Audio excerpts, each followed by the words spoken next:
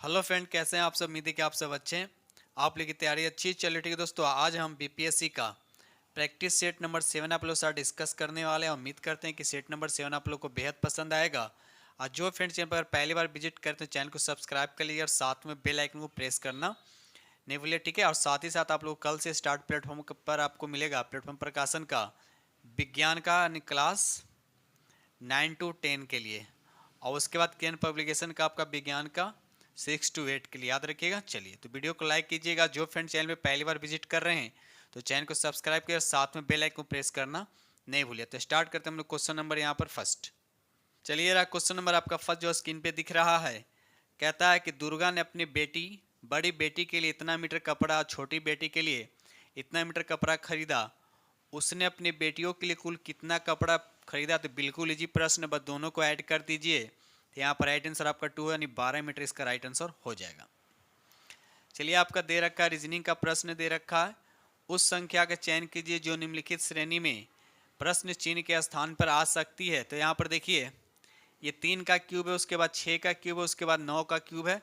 तो 3 3 का गैपिंग भी चला नहीं। 3 का स्क्वायर है, 3 का स्क्वायर, 6 का स्क्वायर, उसके बाद 9 का स्क्वायर, उसके बाद यहाँ पर जो आएगा 12 का स्क्वायर होगा। नहीं, राइट आंसर आपका यहाँ पे 144 होगा। राइट आंसर आपका 4 हो जाएगा, ठीक है। चलिए ये रहा अगला प्रश्न। देखिए क्वेश्चन नंबर यहाँ पे कहता है कि अपनी वास्तविक चाल से 5/7 चाल से गतिमान एक बस 42 किलोमीटर की दूरी जो है 1 घंटा 40 मिनट और 48 सेकेंड में तय करती है। तो बस की वास्तविक चाल आपसे पूछा है कि वास्तविक चाल क्या होगा। तो आपको चाल बराबर क्या होता है, दूरी बटे समय। दूरी कितना है, समय। देखिए इसको जब आप देखिए आपको कन्वर्ट के लिए सेकेंड में जब कन्वर्ट कीजिएगा तो ये आपको आएगा 6048 आएगा। इसको भी आप देखिए, ये दे रखा आपका किलोमीटर में, तो ऊपर कहने का मतलब है यहाँ पे 3600 ऊपर हो जाएगा, 3600 ऊपर हो जाएगा। यहाँ पर जो भी आएगा वह किलोमीटर में आएगा। उसके बाद ये 5/7 है, तब इसको 7/5 से क्या करिए, गुना कर दीजिए। तो ऑल ओवर इसको जब सॉल्व कीजिएगा तो आपका राइट आंसर आएगा 35 किलोमीटर पर आवर, इसका राइट आंसर हो जाएगा। चलिए रहा अगला प्रश्न। देखिए क्वेश्चन नंबर यहाँ पे 4 कहता दो संख्याओं का अनुपात इतना दे रखा, प्रत्येक में 20 की वृद्धि की जाती है। तो अनुपात 3:4 हो जाता है। तो संख्या ज्ञात कीजिए। मान लीजिए ये हो गया 2x, अब बटे कितना हो गया आपका 3x। दोनों में कहता है 20 ऐड कीजिए, ऐड कर दिया तो 3 बटे कितना हो जाता है, 4 हो जाता है। तो यहाँ से x आपको निकालना है। जब x निकालिएगा तो यहाँ x का वैल्यू जो आएगा आपका 20 आएगा, ठीक है। तो आपको संख्या ज्ञात करना, संख्या कितना है 2x और 3x है।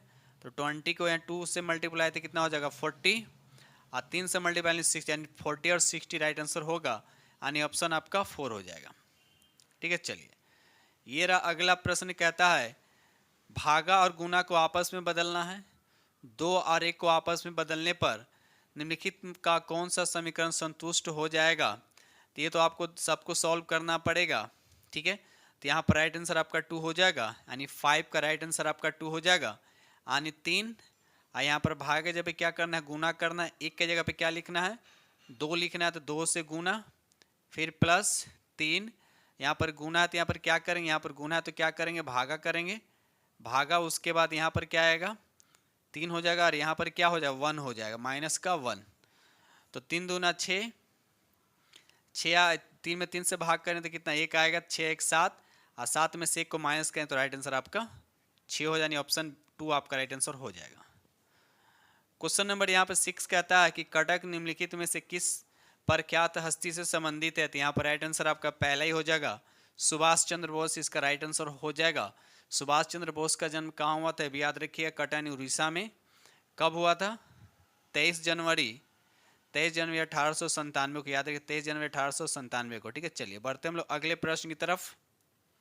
क्वेश्चन नंबर यहाँ पे 7 कहता है भारतीय संविधान के निम्नलिखित में से किस अनुच्छेद में कर्मकारों के लिए निर्वाह मजदूरी आदि का प्रावधान निर्दिष्ट किया गया है। तो यहाँ पर राइट आंसर आपका 2 हो जाए, अनुच्छेद 43। याद रखिए अनुच्छेद 43। और ये राष्ट्र के नीति निर्देशक तत्व में आते हैं। जो नीति निर्देशक तत्व अनुच्छेद कितना से कितना तक, 36 से लेके 51 तक। और भाग की बात पूछा गया तो भाग किस में आता है, तो भाग 4 में, ठीक है। चलिए दोस्त वीडियो को लाइक कीजिएगा और जो फ्रेंड चैनल पे पहली बार विजिट कर रहे हैं तो चैनल को सब्सक्राइब जरूर कीजिएगा। क्वेश्चन नंबर यहाँ पे 8 कहता है बक्सर का युद्ध किस वर्ष में लड़ा गया था, आपको बताइए। यहाँ पे 8 का राइट आंसर आपको, तो 8 का राइट आंसर आपका 4 हो जाएगा 1764 ईस्वी में। याद रखिए 1764 इसका राइट आंसर हो जाएगा।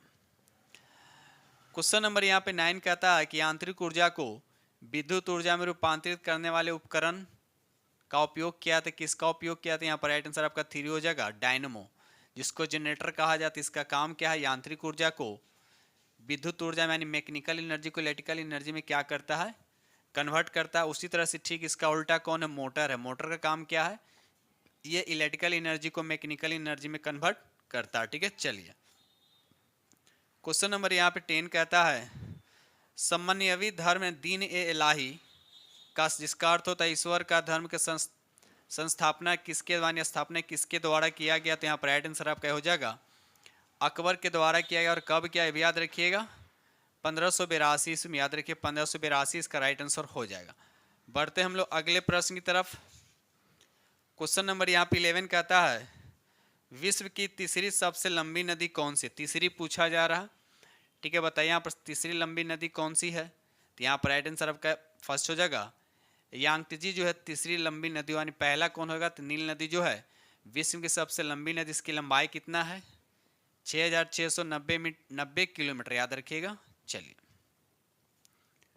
क्वेश्चन नंबर यहाँ पे 12 कहता है कि 1931 में पहली भारतीय बोलती फिल्म रिलीज हुई थी। इस फिल्म का नाम क्या है, नाम बताइए। इसका राइट आंसर क्या होगा, तो राइट आंसर आपका 2 हो जाएगा आलम आरा, इसका राइट आंसर हो जाएगा। क्वेश्चन नंबर यहाँ पे 13 कहता है भारत के किस राज्य में सबसे पुराना और सबसे बड़ा तेल क्षेत्र मौजूद है। तो बताइए 13 का राइट आंसर आपका, तो राइट आंसर आपका 4 हो जाएगा असम। असम में क्या डिगबोई है, जो भारत का सबसे पुराना तेल क्षेत्र है डिगबोई, याद रखिएगा। चलिए क्वेश्चन नंबर यहाँ पर 14 कहता है बुक्का प्रथम प्राचीन भारत के इनमें से किस राजवंश का संस्थापक था। तो बताइए यहाँ पर राइट आंसर क्या हो जाएगा, तो 14 का राइट आंसर आपका 2 हो जाए, यानी संगम वंश, याद रखिएगा संगम वंश। और साथ ही साथ ये भी याद रखिए विजयनगर साम्राज्य की स्थापना कौन किया था, तो हरिहर बुक्का दोनों भाइयों ने कब किया था, तो 1336 ईस्वी में। ठीक है, चलिए क्वेश्चन नंबर यहाँ पर 15 कहता है इंग्लिश चैनल और उत्तरी सागर जोड़ने वाली प्रमुख जलडमरू का नाम बताना है। तो 15 का राइट आंसर आपका फर्स्ट हो जाएगा डोवर जलडमरू, याद रखिए डोवर जलडमरू इसका राइट आंसर हो जाएगा। ये रहा अगला प्रश्न। क्वेश्चन नंबर यहाँ पे 16 कहता है कि 1848 ईस्वी में लॉर्ड डलहौजी के कार्यकाल के दौरान लागू हुए सुधार का नाम बताइए। तो यहाँ पर राइट आंसर क्या होगा, तो राइट आंसर आपके यहाँ पर 3 यानी व्यापक सिद्धांत, इसका राइट आंसर हो जाएगा। ठीक है, चलिए आगे बढ़ते हम लोग अगले प्रश्न की तरफ। चलिए रहा क्वेश्चन नंबर आपका 17।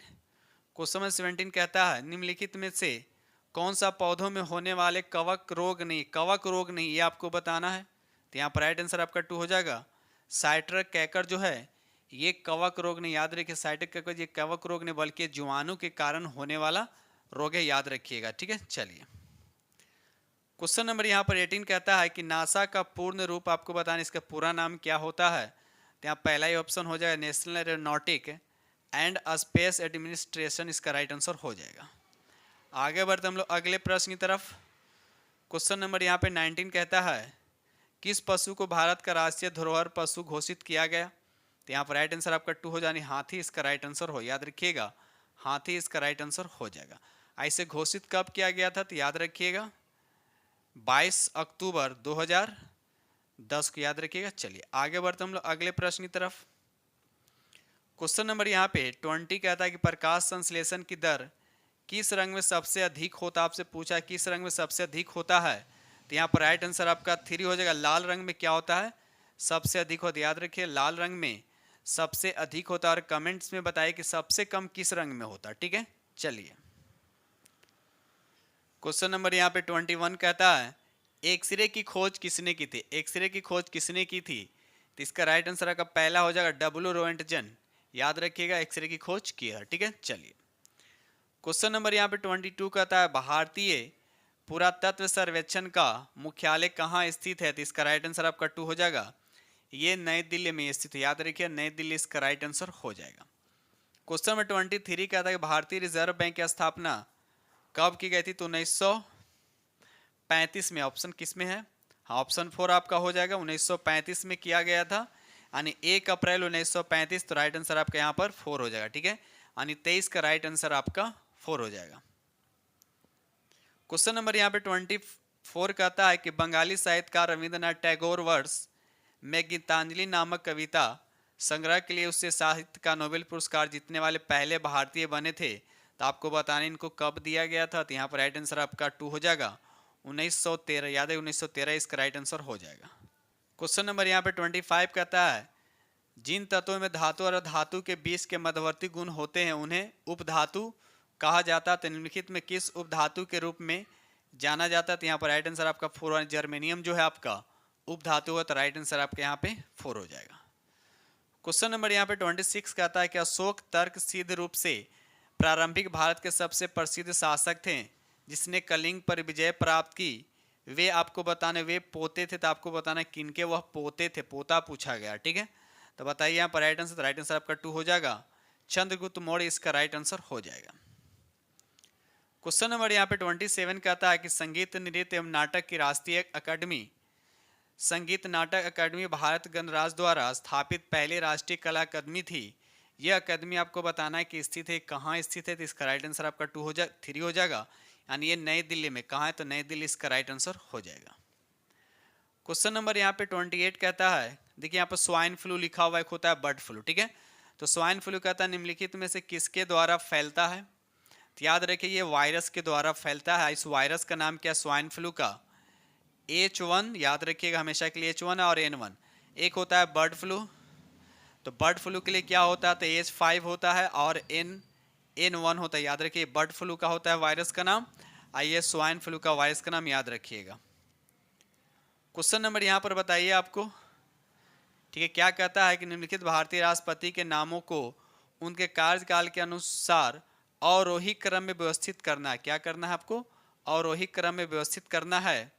तो यहाँ पर देखा जाए तो 29 का राइट आंसर आपका, थोड़ा सा इसको मैं छोटा कर दूं, तो 29 का राइट आंसर आपका सब यहाँ डी हो जाएगा। यानी पहले ज्ञान जैली सिंह होगा, उसके बाद हो जाएगा आपका नील सजीव रेड्डी हो जाएंगे, उसके बाद हो जाएगा आपका फरुद्दीन अली अहमद, और लास्ट में सी हो जाएगा डॉक्टर जाकिर हुसैन। याद रखिएगा। तो क्या करा? अवरोही क्रम में। तो राइट आंसर आपके यहाँ पे 4 हो जाएगा। क्वेश्चन नंबर यहाँ पे 30 कहता है सत्य में जयते उदाहरण भारत के राष्ट्रीय प्रतीक पर देवनागरी लिपि में अंकित है। यह उदाहरण कहाँ से लिया गया? तो बताइए इसका राइट आंसर क्या होगा? तो 30 का राइट आंसर आपका हो जाएगा मुंडक उपनिषद इसका राइट आंसर। याद रखिएगा मुंडक उपनिषद इसका राइट आंसर हो जाएगा।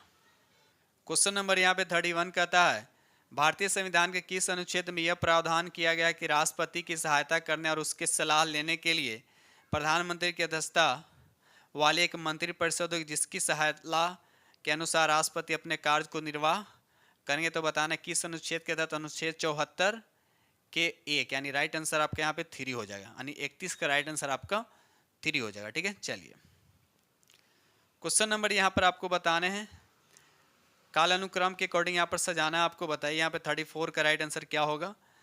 ठीक है, तो देखिए यहाँ पर जलियांवाला बाग हत्याकांड दे रखा है, ये 1919 में हुआ। ठीक है, गांधी इरविन समझौता 1931, गांधी इरविन समझौता की बात 1931 हो जाएगा। भारत छोड़ो आंदोलन की बात करें तो 1942, चंपारण हो गया 1917।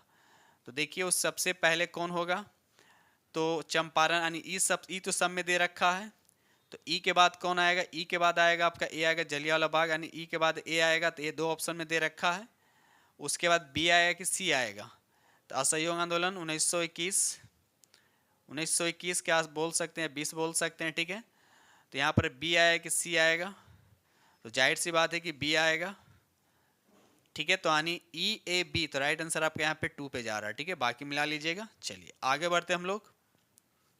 ये रहा अगला प्रश्न, क्वेश्चन नंबर यहाँ पे 33 कहता है कि निम्नलिखित में कौन सी सबसे तीव्र भूकंप तरंगे है? तीव्र भूकंप तरंगे प्राथमिक तरंग, द्वितीय तरंग, सहस्त्री तरंग, ज्वारीय तरंग, सबसे तीव्र भूकंप तरंगे कौन सा है?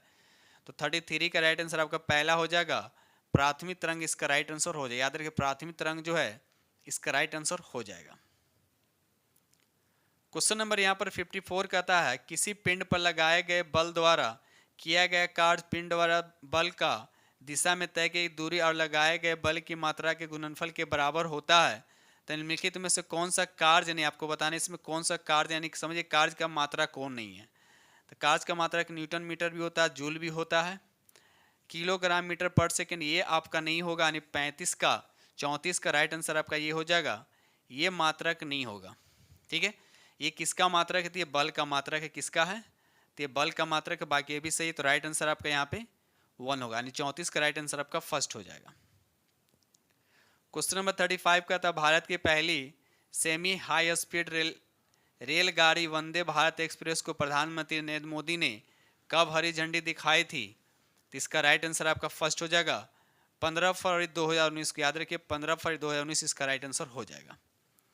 बढ़ते हम लोग अगले प्रश्न की तरफ। चलिए आगे आपके यहाँ पे प्रश्न, क्वेश्चन नंबर यहाँ से मैथ आपका आ गया है। कहता है कि ए बी सी किसी कार्य को 6, 4 और 10 दिन में पूरा करते हैं तो वे एक साथ मिलकर इस काम को पूरा कितने दिन में करेंगे। कुछ नहीं, सबको एलसीएम निकाल दीजिए। सबको अगर एलसीएम निकालिएगा तो एलसीएम 60 आएगा, 6 से इसमें भाग कीजिए तो कितना आएगा 10, 10 को नीचे लिखिए, 4 से भाग करें तो 15 आएगा, 10 से भाग कीजिएगा तो 6 आएगा, सबको जोड़िएगा तो कितना आएगा 60/31 आएगा, यानी 1.29/31। तो राइट आंसर आपका 4 हो जाएगा। ठीक है, चलिए या आप सीधा यहाँ 31 आ गए तो बस इस पूरा निकालने की भी जरूरत नहीं, क्योंकि एक ही ऑप्शन में यहाँ पर 31 दे रखा है, तो राइट आंसर आपका 4 हो जाएगा। अब पूरा निकालने की भी जरूरत नहीं है। चलिए क्वेश्चन नंबर यहाँ पे 37 बताइए, बिल्कुल इजी प्रश्न है, बताइए यहाँ पे इसका राइट आंसर क्या होगा। 2 उम्मीदवार वाले एक चुनाव में 86 मत अवैध घोषित किए गए। ठीक है, जो जीता उस 58% मत प्राप्त हुआ है और 256 मतों से विजय हुआ। तो मतदान किए गए कुल मतों की संख्या आपको बताने हैं। बिल्कुल इजी प्रश्न है। जो जीता उसको कितना मिला 58%, तो हारने वाले को कितना मिला, हारने वाले को कितना मिला आपका, तो हारने वाले को हो जाएगा आपको 42%। कितना 42%, दोनों का डिफरेंस कितना है तो 16%। कितना हो गया 16%। ये 16% किसके बराबर आ जाएगा आपका 256 के बराबर, 256 के बराबर। तो 1% निकालिएगा तो इसके नीचे 16 आ जाएगा और फिर 100% का वैल्यू आपको निकालना पड़ेगा। तो 16 से 16 बार में कट गया तो कितना आ जाएगा 1600। 1600 ये आपका रियल वोट आया, लेकिन यहाँ पर देखिए अवैध भी आया है। अवैध में तो अवैध को हम क्या करें इसमें ऐड कर दें तो 1686 इसका राइट आंसर हो जाएगा। तो 1686 किस ऑप्शन में, यानी 4 राइट आंसर आपका हो जाएगा। ठीक है, चलिए आगे बढ़ते हम अगले प्रश्न की तरफ। क्वेश्चन नंबर यहाँ पे 38 बताइए, इसका राइट आंसर क्या होगा। 38 का राइट आंसर क्या होगा, देखिए कहता है किसी 8 मीटर लंबे और 4 मीटर चौड़े जलाशय में इतना मीटर गहरा तक पानी भरा है, तो गीली सतह का कुल क्षेत्रफल आपको ज्ञात करना। पहले क्या करना है आपको पता होगा, ये क्या है घनाभ है एक तरह का। तो घनाभ के क्षेत्र देखिए, घनाभ का क्षेत्रफल क्या होता है 2 × L B प्लस H होता है, उसके बाद H L होता है, अब माइनस कर देना L B कर देना। L B का मतलब 8 × 24। तो सब किस में वैल्यू पुट कीजिए, जब सबको वैल्यू इसमें पुट कीजिए तो कितना आएगा सॉल्व करने पर तो 93.28 आएगा। उसके बाद यहाँ से 8 चौके 32 को क्या कर दीजिए आप माइनस कर दिए तो यहाँ पर 61.28 आएगा, 61.28 आएगा। तो 61.28 राइट आंसर आपका पहला हो जाएगा। ठीक है, चलिए ये रहा अगला प्रश्न। देखिए बिल्कुल इजी प्रश्न, इसको जैसे बनाइए बिल्कुल इजी है। चक्रवृद्धि ब्याज आपको निकालना है। यहाँ पे चक्रवृद्धि ब्याज कितना होगा। ठीक है, तो देखिए यहाँ पर क्या है, सब 1-1 साल का है तो इसको ऐसे लिखेंगे। 4% का मतलब क्या हो गया 1/25, यानी 26 कितना हो जाएगा 25 हो जाएगा। 5% का मतलब 1/20 होता है, यानी 21 कितना हो जाएगा आपका 20 हो जाएगा। उसके बाद 6% यानी 53, तो यानी 53 ऊपर होगा 50 नीचे आएगा। तो इसको ऑल ओवर सॉल्व कीजिएगा तो यहाँ पर आएगा 28,938 रुपया। ये क्या आएगा आपका, ये मिश्रधन आएगा। आपसे पूछा कि यहाँ पर चक्रवृद्धि ब्याज, तो 28,938 में से 25,000 को अगर माइनस कीजिएगा तो कितना आएगा आपको 3,938 रुपया। तो देखिए किस ऑप्शन में 3,938, 3,938 राइट आंसर आपका 3 हो जाए, 3,938 आपका राइट आंसर हो जाएगा। ठीक है, चलिए क्वेश्चन नंबर यहाँ पर 40 कहता है आपको ये दे रखा है, एक डायग्राम दे रखा है। यहाँ पे कहता है कि षटकोण जो है महिला को निरूपित करता है, आप वृत्त जो है लेखक को निरूपित करता है, और चतुर्भुज जो है बंगालियों को निरूपित करता है। ठीक है, चलिए तो क्वेश्चन यहाँ पे इधर दे रखा है। क्वेश्चन कहता है कितने महिलाएं पहले कह रहा है कि कितने महिलाएं लेखक होने के साथ साथ बंगाली, यानी कहने का मतलब ये हुआ तीनों की बात किया, यानी तीनों जो होगा, तीनों में जो होगा वही आपका राइट आंसर होगा। तो यहाँ पर देख लेते हैं, यहाँ पर देखिए कौन सा ऐसा नंबर है जो तीनों में है। तो आप बोलिएगा कि यहाँ पर जो हुलक रहा है ये 15 जो है ये तीनों में है, तो राइट आंसर आपका ये 15 आपका राइट आंसर हो जाएगा। अब देख लेते हैं किस ऑप्शन में यहाँ पर है। तो यहाँ पर राइट आंसर आपका देखा जाए तो राइट आंसर आपके यहाँ पे 3 हो जाएगा। ठीक है दोस्तों, इस तरह से हमने आप लोगों के साथ 40 MCQ डिस्कस किया और उम्मीद करता हूँ कि सेट नंबर 7 आप लोग को बेहद पसंद आएगा। जो फिर चैनल पर पहली बार विजिट कर रहे हैं तो चैनल को सब्सक्राइब कीजिएगा, अपने दोस्तों में शेयर जरूर करिए। ठीक है, तो इसी के साथ हम वीडियो करते हैं समाप्त।